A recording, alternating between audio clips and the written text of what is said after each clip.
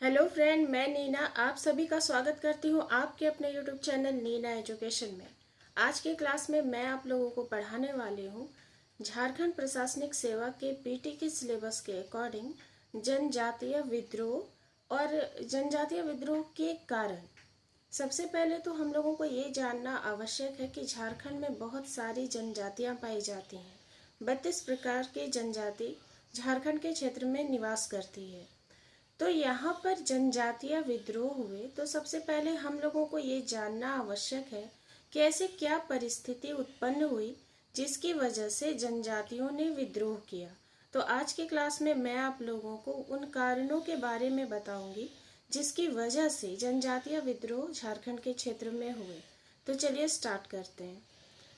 तो जनजातीय विद्रोह के कारण अगर हम लोग प्रश्न बनाएं तो यही प्रश्न होगा कि जनजातीय विद्रोह के कारण क्या थे। 12 अगस्त 1765 ईस्वी को मुगल बादशाह शाह आलम द्वितीय ने ब्रिटिश ईस्ट इंडिया कंपनी को बिहार, बंगाल और उड़ीसा की दीवानी दे दी। अंग्रेज भारत में आए और काफी वर्षों तक शासन किया, लेकिन झारखंड के क्षेत्र में वो आए जब मुगल बादशाह शाह आलम द्वितीय ने दीवानी दे दी बिहार, बंगाल और उड़ीसा की। और हम सभी जानते हैं कि झारखंड का हमारा जो क्षेत्र है ये बिहार में ही मिला हुआ था। 2000 ईस्वी में अलग हुआ है, तो ये इस क्षेत्र की दीवानी भी साथ साथ ही उन्हें मिल गई थी। तो डेट याद रखेंगे, 12 अगस्त 1765। दीवानी मिलने के बाद अंग्रेज पूरी तरह से इस क्षेत्र में हावी होने लगे। अपने उनके नियम, कायदे, कानून इस क्षेत्र में वो लादने का, थोपने का प्रयास करने लगे। तो उन लोगों ने क्या किया, इसके बाद अंग्रेजों के द्वारा किए जाने वाले अत्याचार के कारण झारखंड के विभिन्न वर्गों द्वारा अंग्रेजों के विरुद्ध अनेक विद्रोह किए गए। अब जैसे झारखंड में जो जनजातियां रहती हैं, जो निवास करती हैं, उनकी सभ्यता, संस्कृति, रीति रिवाज बहुत ही भिन्न होते हैं सामान्य जाति जनजाति के लोगों की तुलना में। और अलग अलग जनजाति के नियम कानून या फिर कल्चर बिल्कुल अलग होता है। तो वो बिल्कुल पसंद नहीं करते कि कोई भी दूसरे लोग उनके इस कल्चर में हस्तक्षेप करे, उनकी सभ्यता संस्कृति में हस्तक्षेप करे। तो अंग्रेज क्या करते थे, वो हस्तक्षेप ही किया करते थे। और ऐसा ही प्रयास वो लोग लगातार करते आए जब से उन्हें दीवानी मिली इस क्षेत्र की। तो इसके विरुद्ध ही जनजातियों ने विद्रोह करना आरंभ कर दिया, क्योंकि उनका हस्तक्षेप, अंग्रेजों का हस्तक्षेप सीमा से अधिक हो रहा था इन जनजातियों के सभ्यता संस्कृति पर, और अत्याचार की सीमा भी वो लोग लांघ चुके थे। इतना अधिक अन्याय और अत्याचार कर रहे थे सामान्य जनता और जनजातियों पर कि ये अब इन लोगों के लिए सहना बहुत मुश्किल हो गया। तो अब हम लोग देखेंगे कि क्या क्या वो पॉइंट्स थे। पॉइंट्स वाइज डीलिंग हम लोग इस क्वेश्चन के आंसर के रूप में करेंगे। तो सबसे पहला अगर हम लोग पॉइंट देखें तो जनजातीय विद्रोह का अगर राजनीतिक कारण देखा जाए तो क्या है। इसी प्रकार से बहुत सारे कारण आएंगे, सामाजिक कारण, राजनीतिक कारण, धार्मिक, सांस्कृतिक वगैरह वगैरह। तो सबसे पहले राजनीतिक कारण क्या है इसे देखते हैं। आंतरिक स्वायत्तता पर आघात, ये पहला पॉइंट है, आंतरिक स्वायत्तता पर आघात। आदिवासी प्राचीन काल से अपने क्षेत्रों में स्वतंत्रता पूर्वक अपना जीवन यापन कर रहे थे। झारखंड में जो रहने वाली जनजाति है या इसके आसपास भी जो जनजाति रहती थी, तो वो लोग अपना जीवन यापन बहुत ही स्वतंत्र रूप से कर रहे थे। कोई भी बाहरी राजा, महाराजा या मुगल शासकों ने भी जब शासन किया तो वो लोग अधिक हस्तक्षेप नहीं करते थे इन लोगों के क्षेत्रों में या इनके कल्चर में। लेकिन अंग्रेजों ने ऐसा नहीं किया, वो बहुत ज़्यादा हस्तक्षेप करते थे। उन पर अंग्रेजों ने अपना पूर्ण अधिकार स्थापित करने का प्रयास किया, क्योंकि अंग्रेजों की ये नीति थी कि वो जिस क्षेत्र में भी जाते थे वहाँ पर अपना पूर्ण अधिकार करना चाहते थे, जिससे कि आदिवासियों में काफ़ी अधिक असंतोष उत्पन्न हो गया उनकी इस प्रवृत्ति के कारण, और फिर उन्होंने विद्रोह करना आरंभ कर दिया। दूसरा इसका जो पॉइंट है वो है आदिवासियों के मुखियाओं पर नियंत्रण। अब जो हर जनजाति होती है उसका अपना एक गांव होता है, और उस गांव को पूरी तरह से संचालित करने के लिए गांव में प्रधान होते हैं जिसे मुखिया कहते हैं। तो अंग्रेजों ने क्या किया, गांव को कैप्चर करने के लिए उस क्षेत्र के जो मुखिया होते थे उन्हें अपने अपने अंदर करने का काम करना आरंभ किया। तो वो मुखियाओं पर नियंत्रण करने लगे। ब्रिटिश प्रशासकों को ऐसा लगता था कि आदिवासी अपने मुखिया के अधीन रहते हैं। उन्हें ये विश्वास था कि जितने भी गांव के लोग हैं, आदिवासी हैं, वो मुखिया के ही अंदर रहते हैं और उन्हें नियंत्रित करने के लिए मुखिया को नियंत्रित कर लेना चाहिए।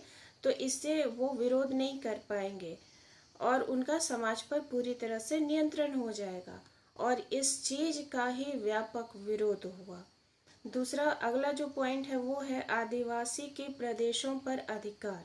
अंग्रेजों ने उनके प्रदेशों पर अधिकार करना शुरू कर दिया था। इससे पहले किसी भी शासक ने ऐसा नहीं किया था। मैंने बताया अंग्रेजों के पहले भी काफ़ी लोग, बहुत सारे आक्रमणकारी या बहुत तरह के आसपास के क्षेत्रों के लोग आते रहे और भारत पर अपना अधिकार जमाते रहे, यहाँ पर शासन करते रहे, लेकिन इन लोगों के क्षेत्र में उन लोगों ने हस्तक्षेप कभी नहीं किया। लेकिन अंग्रेज ऐसा करते थे। अंग्रेजों ने अपने व्यापारिक, प्रशासनिक और सामरिक लाभ के लिए, अपने व्यापार को और अधिक बढ़ाने के लिए, और सामरिक लाभ इसे ही कहते हैं कि कोई भी ऐसा क्षेत्र जिसके माध्यम से उनका व्यापार का आवागमन की सुविधा उन्हें सुलभ हो सके। तो अपने हर क्षेत्र के डेवलपमेंट के लिए वो इन लोगों पर अधिकार करना चाहते थे। तो इसलिए, और इतना ही नहीं, वो सड़कों, पुलिस और थाने, सैनिक छावनियां भी बनाई। अब वो क्या करते थे, अधिक से अधिक प्रभाव डालने के लिए अलग अलग तरह के काम करते थे, जैसे कि सड़क बनाते थे, पुल बनाते थे, अपने पुलिस छावनियां बनाते थे जहां पर पुलिस के रूप में उनके ही लोग रहते थे, जिससे कि वहां पर नियंत्रण बनाया जा सके। तो ये सभी वो जो करते थे इसका भी विरोध हुआ, क्योंकि ये सब करके वो अंग्रेज आदिवासियों के क्षेत्र में दखल अंदाजी कर रहे थे, वो दखल कर रहे थे उनके क्षेत्र में। ब्रिटिश कानून को लागू करना, ये एक अलग पॉइंट है। जब ब्रिटिश शासन यहाँ पर होने लगा तो उनका जो अपना एक कानून था, वही कानून वो इस क्षेत्र में लागू करने लगे, उसके ही नियम यहाँ चलने लगे। लॉर्ड कॉर्नवालिस ने यह प्रयास किया कि झारखंड के आदिवासी भी ब्रिटिश कानून का ही पालन करें। यहाँ पर रहने वाले जो आदिवासी थे वो भी ब्रिटिश कानून को ही फॉलो करें, ये सोच थी लॉर्ड कॉर्नवालिस की, और उसने यहाँ पर इस कानून को लागू कर दिया था। और उनके इस कानून को लागू करने की वजह से यहाँ के आदिवासियों में काफ़ी अधिक रोष उत्पन्न हो गया था। अगला जो पॉइंट है वो है अधीनस्थ कर्मचारियों द्वारा शोषण। अब अंग्रेजों ने जब यहाँ पर अपनी पुलिस छावनियाँ बनाना स्टार्ट कर दी, छावनी बनाने लगे और अपने लोगों को यहाँ पर रखने लगे, और इतना ही नहीं, गांव के प्रधान, मुखिया को भी नियंत्रण करने लगे, तो हर जगह उनके ही लोग होते थे। तो इस प्रकार से वो अधीनस्थ कर्मचारी जो अंग्रेजों के लिए काम करते थे, वो सभी बहुत ज़्यादा शोषण करते थे आदिवासी समाज के लोगों का। आदिवासी क्षेत्र में ब्रिटिश शासन की स्थापना के लिए अनेक अधिकारी भेजे गए थे। बहुत सारे लोग आकर इस क्षेत्र में, आदिवासियों के क्षेत्र में रहने लगे थे, उन पर निगरानी करने के लिए, उन पर शासन करने के लिए और अपना प्रभुत्व स्थापित करने के लिए। तो अंग्रेजों ने ही भेजा था उन्हें, अंग्रेजों के ही लोग थे वो। उनके अधीन पुलिस के सिपाही व अन्य कर्मचारी भी नियुक्त होते थे। जैसा कि मैंने बताया कि पुलिस छावनी बना करके वहाँ पर आदिवासी के क्षेत्रों में छावनियाँ स्थापित कर दी थी अंग्रेजों ने। और जो पुलिस छावनी के लोग होते थे उनके पास हथियार होते थे। इस वजह से आदिवासी जो लोग होते थे वो डरते भी थे उनसे कि ये पुलिस है, इस क्षेत्र में अगर उनके खिलाफ काम करेंगे या उनकी बात को नहीं मानेंगे तो फिर वो लोग हमें मार सकते हैं। ये उनमें एक डर भी व्याप्त हो गया था। ये कर्मचारी जो अंग्रेजों के द्वारा इस क्षेत्र में नियुक्त किए गए थे, वो सभी अधिकारी अधिकतर बिहार, बंगाल के ही होते थे, अर्थात इसी क्षेत्र के लोग होते थे जिन्हें कि अधिकारी के रूप में वो नियुक्त कर देते थे अंग्रेज यहाँ पर नियंत्रण करने के लिए। ये झारखंड के नहीं थे, तो झारखंड के क्षेत्र के बाहर से अर्थात बिहार और बंगाल के क्षेत्र के लोगों को इस झारखंड के क्षेत्र में नियुक्त कर देते थे अधिकारी के रूप में।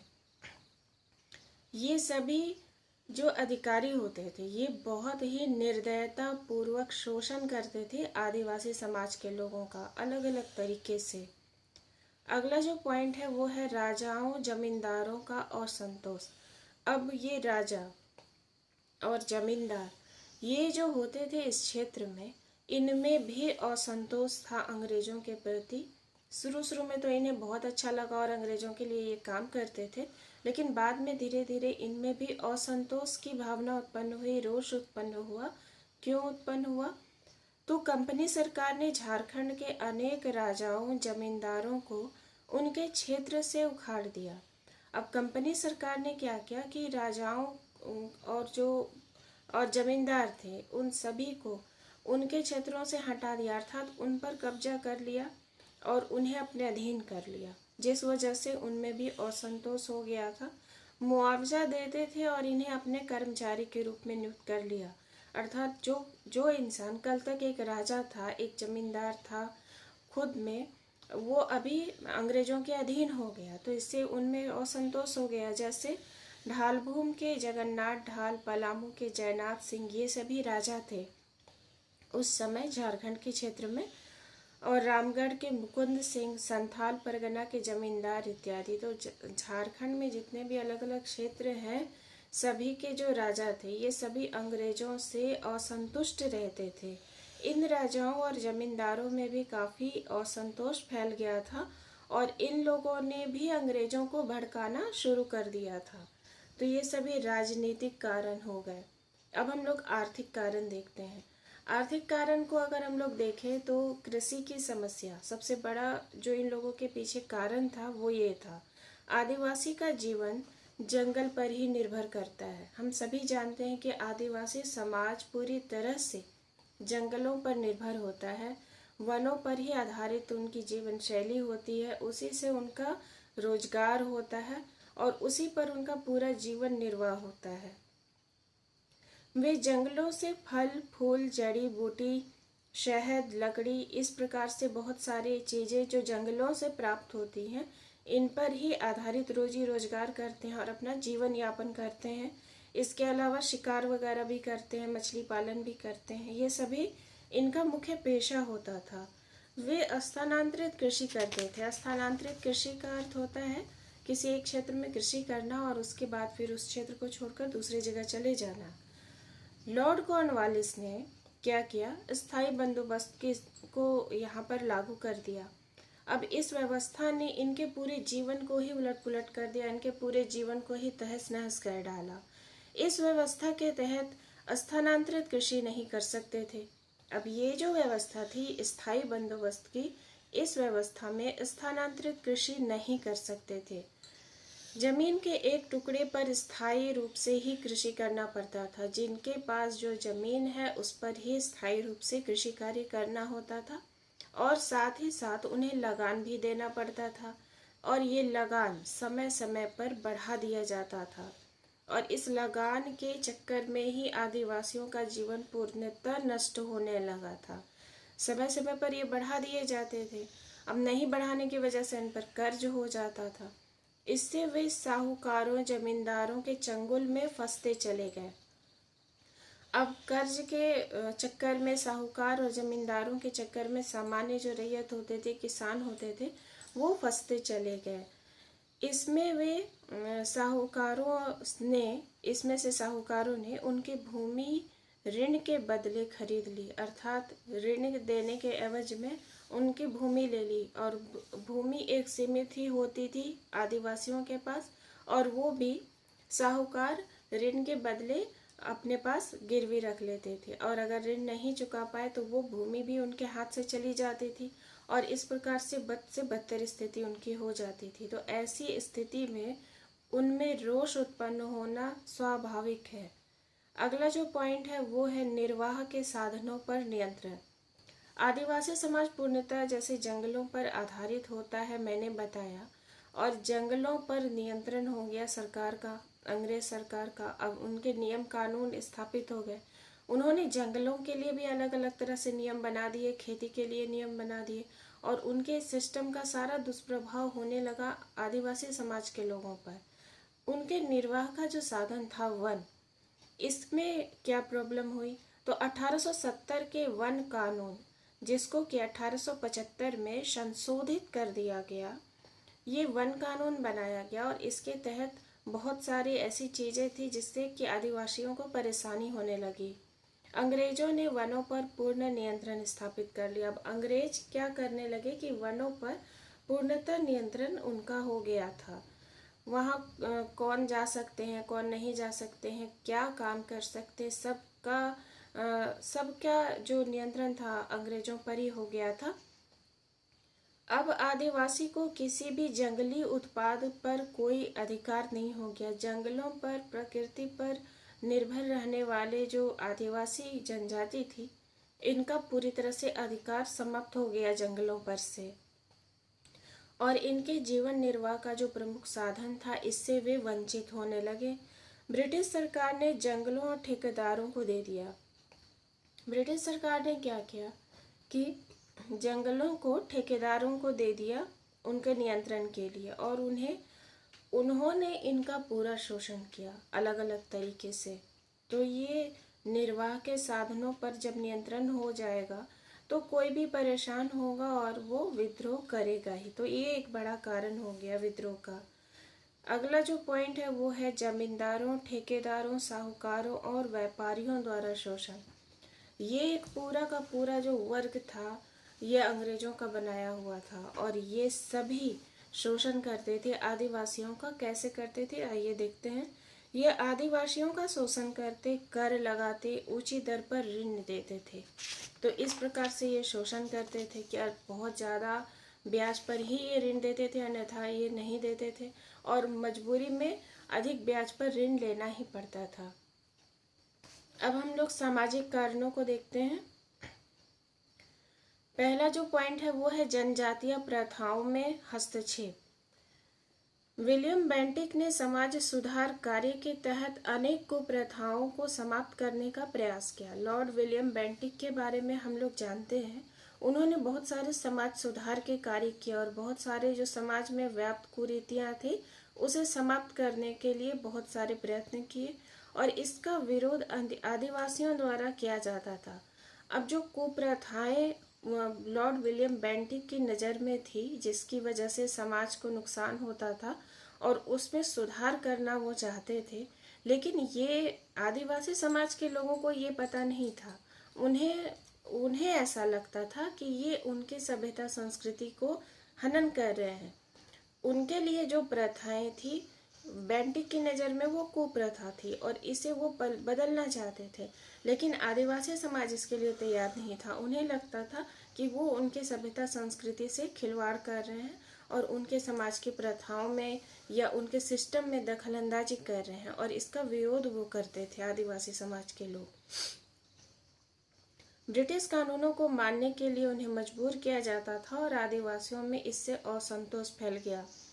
बहुत सारे काम अंग्रेजों के द्वारा गलत ही होते थे, तो जब कोई व्यक्ति कोई अच्छा काम भी करना चाहता था उनके लिए, तो इन्हें यह समझ में नहीं आता था और ये उसका भी विरोध करते थे, क्योंकि अंग्रेजों का जो नियम कानून इस क्षेत्र में लागू था वो यहाँ आदिवासियों को पसंद ही नहीं था।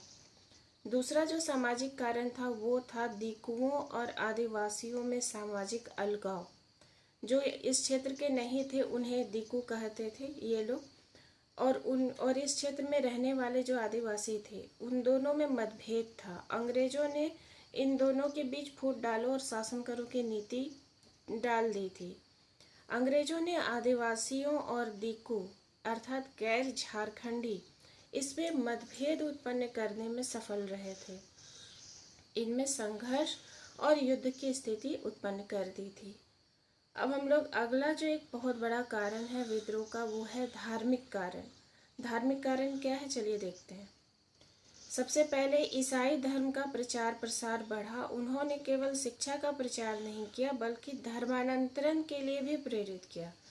ईसाई धर्म प्रचारक आए इस क्षेत्र में और शिक्षा का प्रचार प्रसार किया, लेकिन केवल शिक्षा के लिए ही नहीं, वो लोग क्या करते थे कि सभी जो यहाँ के आदिवासी लोग थे उन्हें ईसाई बनने के लिए प्रेरित करते थे। इसे ही धर्मांतरण कहते थे, धर्म को चेंज करने के लिए कहते थे। वे आदिवासियों की सभ्यता, संस्कृति, परंपरा के विरुद्ध कार्य करते थे, जिससे कि आदिवासियों में बहुत अधिक विद्रोह था। तो ये धार्मिक कारण थे। तो आज की क्लास में हम लोगों ने बहुत सारे ऐसे पॉइंट को देखा जिसकी वजह से जनजातीय समाज में विद्रोह का कारण क्यों ना हो, ये हम लोगों ने जाना। तो जनजातीय विद्रोह के कारण क्या थे, ये हम लोगों ने आज की क्लास में देखा। आई होप आप लोगों को क्लास अच्छी लगी होगी। तो आपके कमेंट्स मुझे ज़रूर भेजें, उससे मुझे काफ़ी मोटिवेशन प्राप्त होता है और मुझे बहुत आगे और अच्छी अच्छी क्लासेस आप लोगों को देने में एक गाइडेंस मिलता है। तो चलिए नेक्स्ट वीडियो में मिलते हैं बहुत ही इम्पोर्टेंट टॉपिक के साथ। धन्यवाद।